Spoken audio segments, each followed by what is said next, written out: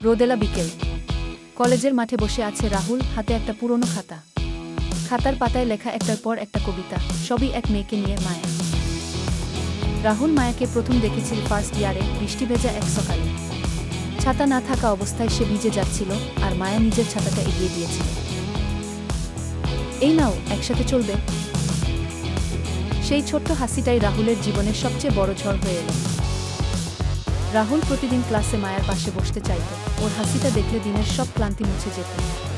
ধীরে ধীরে সে বুঝতে পারল ও মায়াকে সত্যি ভালোবেসে ফেলেছে, কিন্তু মায়ার চোখে সে কখনো সেই চাওয়া দেখেনি। একদিন সাহস করে রাহুল বলল, মায়া, আমি তোকে খুব ভালোবাসি। মায়া কিছুক্ষণ চুপ করে রইল, তারপর বলল, রাহুল, তুই ভালো ছেলে, কিন্তু আমি তোকে সেইভাবে দেখি না। আমার জীবনে এখন শুধু পড়াশোনা আর নিজের স্বপ্ন। রাহুল হাসার চেষ্টা করল, কিন্তু চোখের ভেতরটা কেমন ঝাপসা হয়ে গেল। বুঝলাম, তুই সুখে থাকিস, এটাই চাই।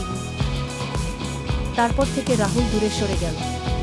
মায়া হয়তো বুঝতেও পারেনি, কেউ তার জন্য প্রতিদিন কবিতা লিখত, কেউ প্রতিদিন নিজের ভালোবাসা লুকিয়ে রাখত। বছর দুয়েক পর মায়া বিশ্ববিদ্যালয়ে ভর্তি হলো, রাহুল অন্য শহরে চাকরি পেল।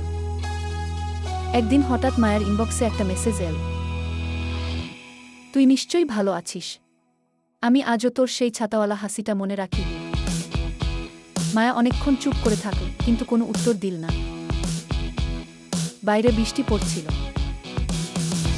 আর হয়তো কোথাও রাহুলও সেই বৃষ্টিতে ভিজছিল, এক অপূর্ণ ভালোবাসার স্মৃতি বুকে নিয়ে।